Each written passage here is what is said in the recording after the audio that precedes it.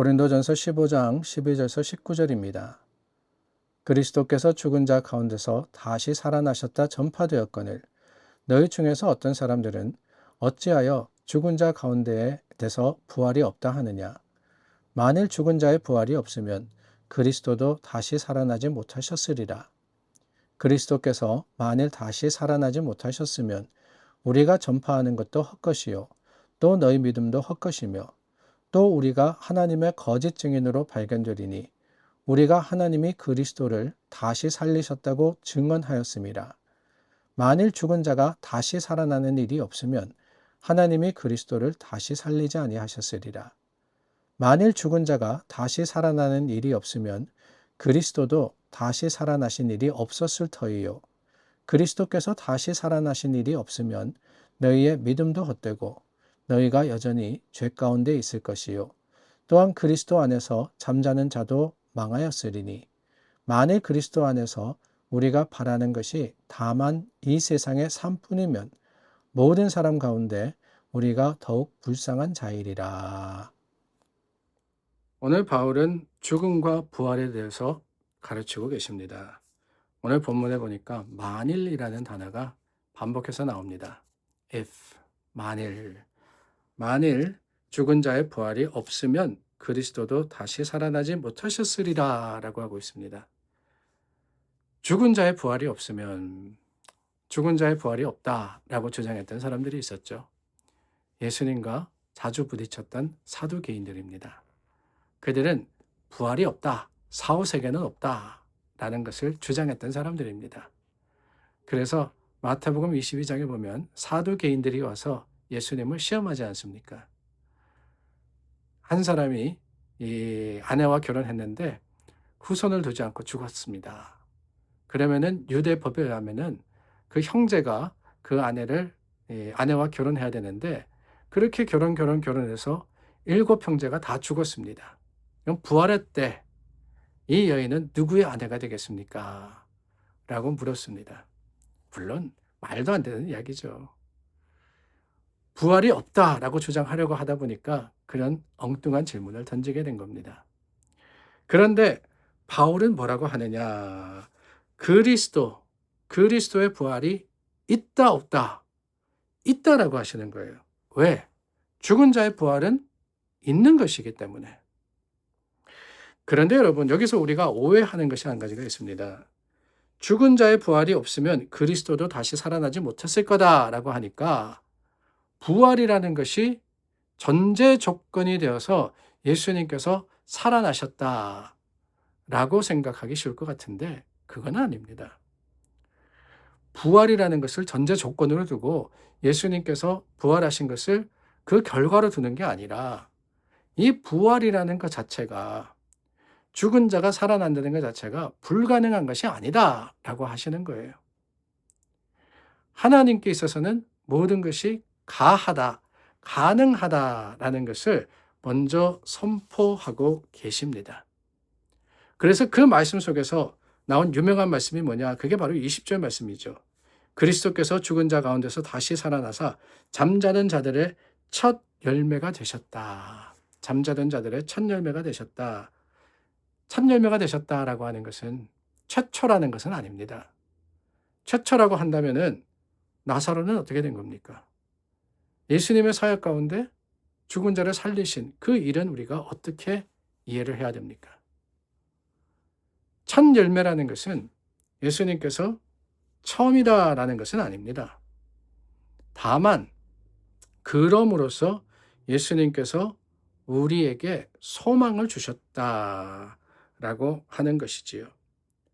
그래서 오늘 저희가 나누었던 말씀 속에 그리스도가 살아나셨다라고 하는 것은 다름이 아닙니다.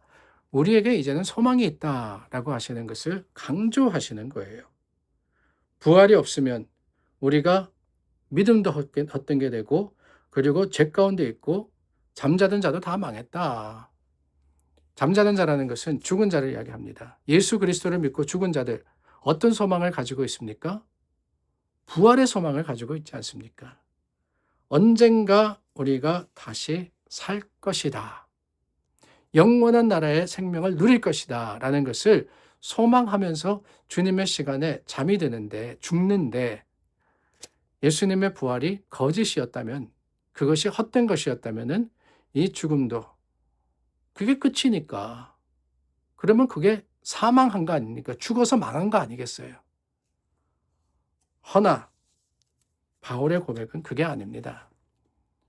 예수님이 부활하심으로써 부활하셨기 때문에 그게 팩트고 그게 사실이기에 오늘 우리에게도 부활의 소망이 있다.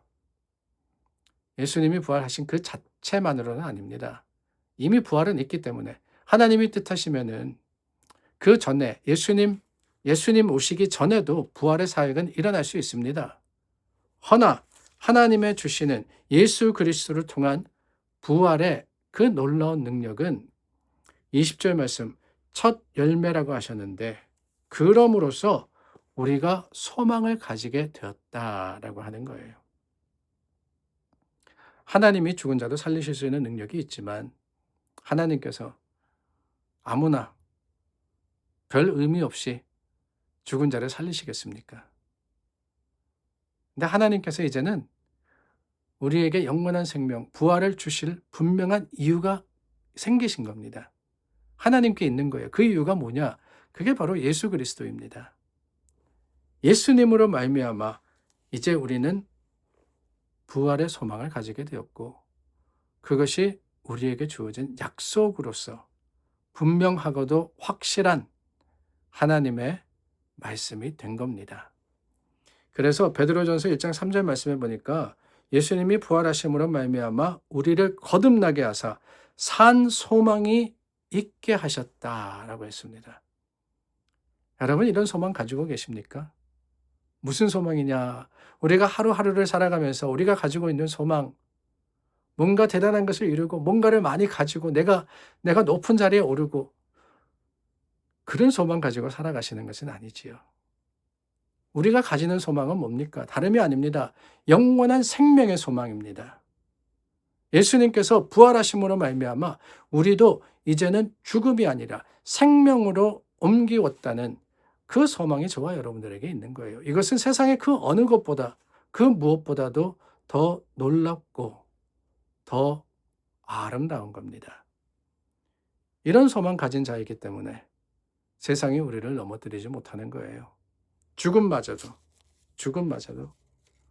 언젠가 우리 다 죽을 겁니다.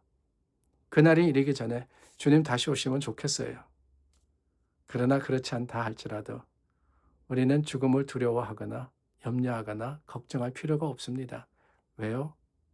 예수님께서 부활하셔서 첫 열매가 되셨으니까. 첫 열매라는 것은 두 번째 열매가 있다는 거 아닙니까? 세 번째 열매도 있는 거예요. 풍성한 열매의 약속이 있다는 거 아니겠어요? 그러므로 여러분, 이제는 우리가 헛된 삶, 헛된 하루하루를 지내는 것이 아니라 주님 안에서 생명의 의미를 가진 삶을 살아가는 겁니다.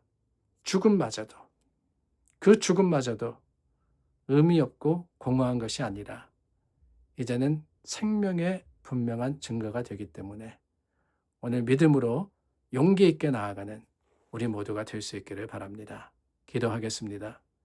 참 좋으신 하나님, 하나님의 말씀과 그 약속의 풍성함이 오늘 우리에게 믿음의 능력이 되었습니다. 주님 하시는 많은 일들의 자랑과 고백이 우리 믿음의 소망 되게 하여 주시옵소서. 예수님의 이름으로 기도드립니다. 아멘.